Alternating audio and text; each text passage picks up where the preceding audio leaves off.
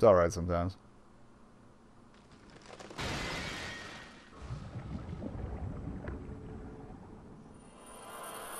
More glowy bits. The fake Aiga-san begins to melt away. As everyone runs towards Mitsuru-san, I think about what the fake Aiga-san said. I would have thought that you could understand my master, Sho Minazuki's desire for solitude.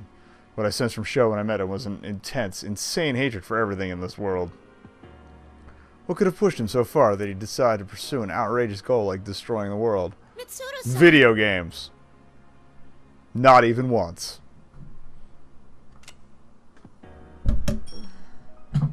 Where am I? Labras, you came.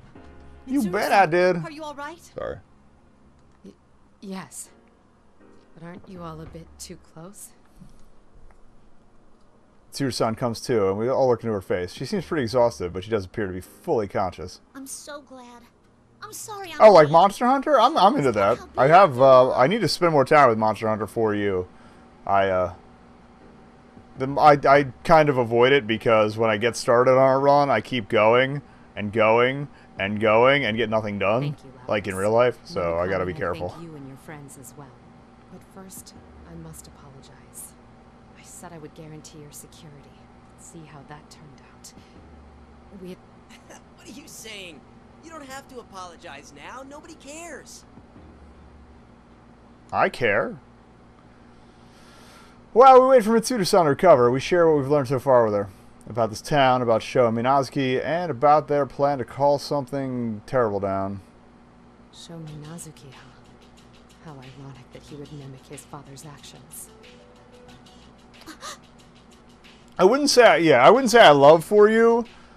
I don't hate it either, but I get wrapped up in it really easily. Because I go into like a grind zen and I just want to smack some stuff. Oh, right. According to Naoto's account, when she said Labras met Minazuki for the first time, Minazuki called the Shadow Operatives the ones who killed Sho's father. Going by what Mitsuru-san just said, I'd say she knows something about who Sho is. Maybe she can give us the missing piece of the puzzle to crack this case. That is, apart from the mystery of who or what Sho is trying to summon. I see. Shuji Ikutsuki was his... Mitsuru-san slowly closes her eyes and nods at Naoto's murmurings. Shuji Ikutsuki, is that the name of Sho's father? The Kirijo group once had a branch specializing in shadow research. It was the Kirijo Ergonomics Research Laboratory, Ergo Research for short. Curl.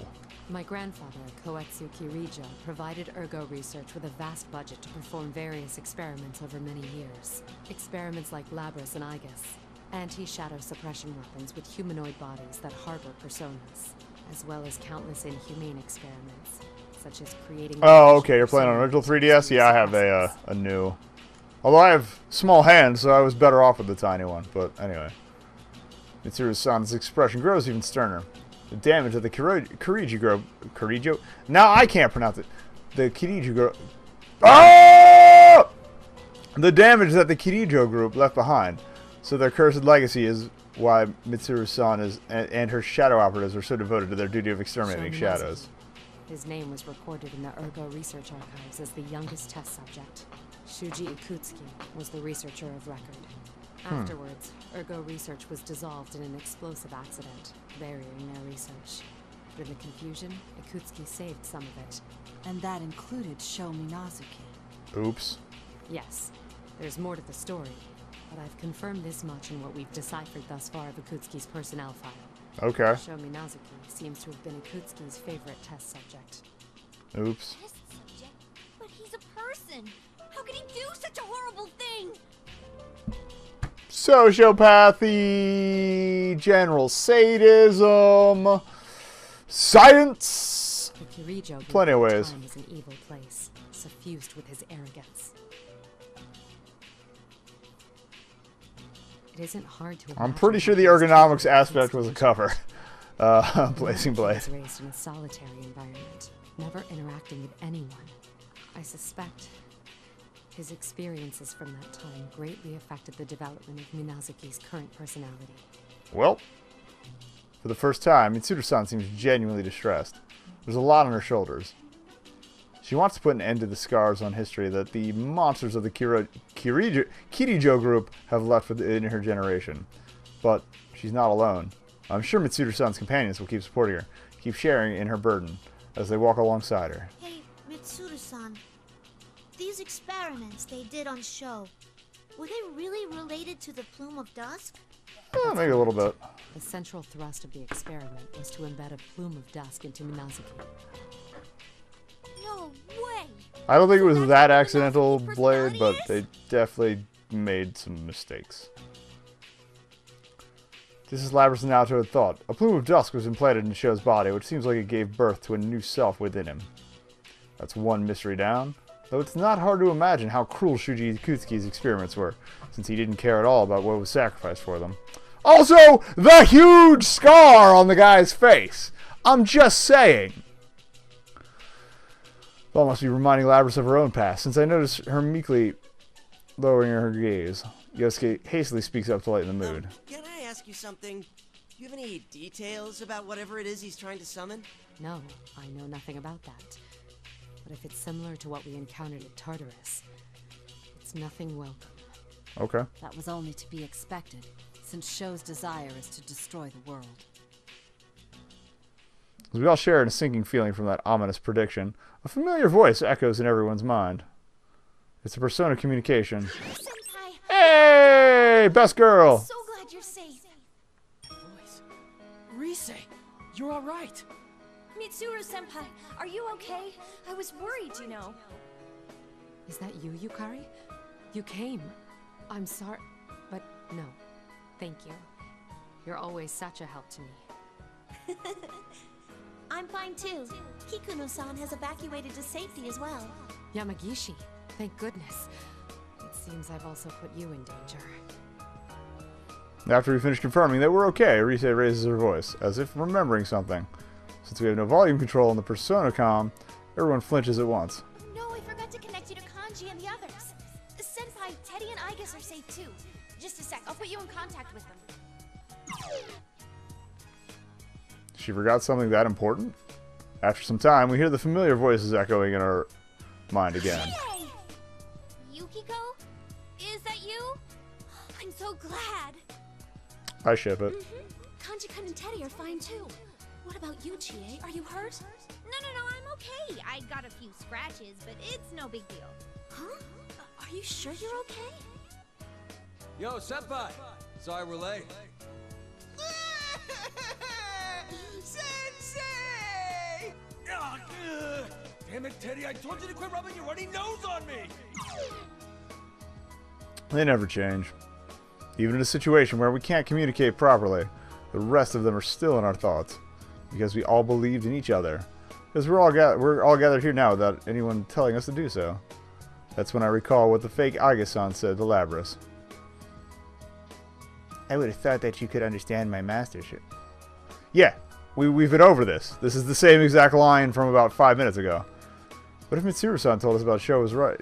If what Mitsuru-san told us about Sho was right, not only did he never meet anyone who could understand his burden of solitude, he never even had the chance to form a relationship with anyone. So in that respect, not much separating Sho from us. Even if one person had reached out to him, couldn't he have had the chance to change too? Sister, you came to rescue us. Thank you. I'm all right. Igus! Whew. I was really worried about you. Man, it's getting crowded here. You guys really know who's who? I would have loved if like they just put up everybody's icons and just kept stacking them on the screen until it started You're the only one overfilling. who doesn't, Like Junior. smaller versions. Though there are a few I haven't personally met yet either. It seems everyone's all right. You have the devil's luck. This is true. After both our investigation team and Mitsuru's shadow operatives are done being relieved the others are safe, we have a big round of introductions. The more I learn about them, the stranger their group seems. A costume hero, a baseball coach, a middle school student, and a dog? It's already surprising to see so many other Persona users, but these ones are, well, unique. Quite a spirited crowd. But don't let your guard down yet. The battle isn't over. Yeah, I know, we're not at 100% yet. Mitsuru-san smiles upon saying so. It hasn't been long since we met Mitsuru-san and her people, but I can tell just by overhearing their exchanges that they're bound by strong trust, just like we are. With the battles behind us for now, everyone naturally starts having a friendly chat. She just said not to let your guard down. I decided to take the opportunity to bring up what I was just thinking about with Mitsuru-san. I'd like to talk to you about Sho. Okay. You wish to save him yourself. Is that what you were about to say? Huh? It's written all over your face. And it's not gonna work. We're gonna kill him. There are many things to sympathize with regarding Minazuki's past. He too is a victim of the Kirijo group's dark side. Oh, we didn't kill Adachi and Persona 4 presumably, so there you go. It does not give him license to endanger the world or hurt people. It doesn't change the fact that he is an enemy who must be defeated. Yet... Yeah, it tries to tug at the feels, but that was kind of the whole point of Persona 4. Yes. Was, you know, bonds between friends and stuff, so it makes sense. Because this is canon in the universe. This is... I forget how long after the initial Persona 4 it happens. It's 2 days after Persona 4 Arena, which is kind of funny. It's like, this happened the other day! Well, we're doing it again! Okay! Right, we can't lose this one. Indeed, it's true that our enemy is powerful. But no matter how far apart we are, if we keep believing in each other, we'll always come back together. And that fact gives us great strength. Yeah, I'm pretty sure Dancing All Night is canonical in the universe as well, which I think is pretty hilarious. I need to pick that up, actually. It's another one on my to-do list. Uh-oh. Isn't it getting stronger? Because I can play it on my PlayStation TV. This is... Careful, everyone. It stinks of shadow. What? Which means I can stream it, which means I can subject you all to it. Everyone instantly tenses up. The relaxed mood is shattered, and Arise raises her voice as if bracing herself. This can't be. What's wrong, Kujikawa? It's shadows. Countless shadows are gathering at this tower. That's probably bad. What? I'm picking up shadow readings. 20, 30. They keep coming. We can't stop them. The shadows are passing through here. It looks like they're heading to the top of the tower. Yeah, that's probably bad. What's wrong, Rise? We're at the top of the tower! That's not good! The shadows that were already at the top are merging together. Or are we? The other crew is climbing the stairs. Shadows are merging together. Something tells me the summoning that Sho mentioned has already begun. And a quick glance around tells me everyone else is thinking the same thing. When I look down from the edge of the tower, the horde of shadows has already swallowed the ground and is now trying to cover this tower. This is bad. Rise's group is still near the tower's base, and Kaji's group is somewhere around the middle. At this rate, well, it's only a matter of time before the shadows reach them. So everybody's going to have a last shadow fight, and then finale, and then whatever. What do I do? Should I call them here at once, or should we head on down to them? If we do that, then we can't do anything about the summoning that's going to happen any minute. To go, Senpai. We'll hold things here. Huh? What are you surprised for? Of course we'd say that. You're the ones closest to the top. You're right. Mitsuru, this is no time to fool around. Leave this to us so you can get to the roof. Okay. What? What? Mitsuru-senpai, you can't lose focus. Don't worry, we're pretty tough. Yukari. All right. It's a bit lonely here, but I'll do my best for your sake, Sensei. Teddy. Go, young man. There's no time to be indecisive. The bases are loaded, so go out swinging. Junpei. Tsuru-san raises her head and looks at us. Her expression is pure determination.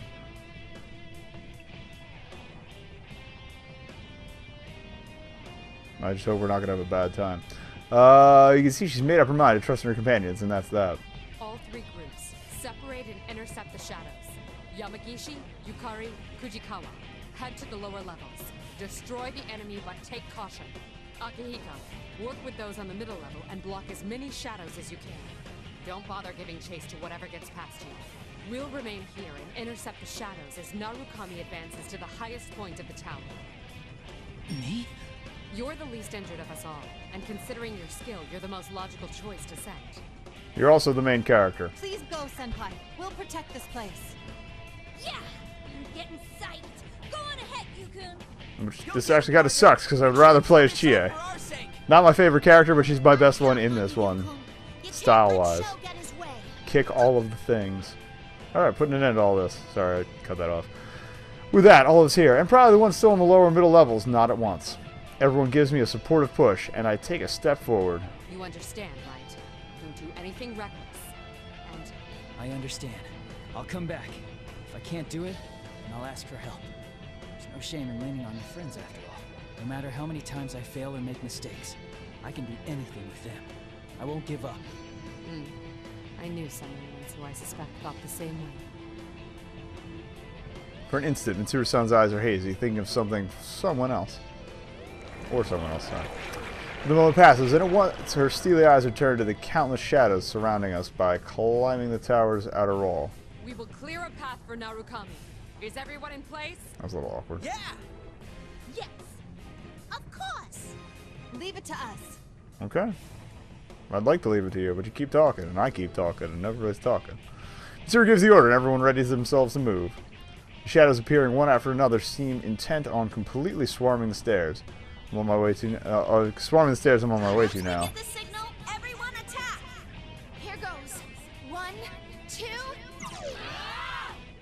That's one heck of a signal. On Fukasan and Risei's signal, everyone dashes towards the whirling torrent of shadows. They form powerful shockwaves that come together, pushing back to the limitless mass of shadows, mowing them down. Please stop saying shadows. It's doing that thing where it doesn't seem like a word anymore. Which I looked up the term for last night and have already forgotten. A path clears in the center of the black wave and I run toward it as fast as my legs will carry me. We're all counting on you. We know that. It's not just everyone in the investigation team. Right now, the hopes of Mitsuru-san's shadow operatives are pinned on me too. Also, kind of all of humanity. Just saying. I can't waste the opportunity they gave me. There's no time to hesitate. Wait for me, everyone.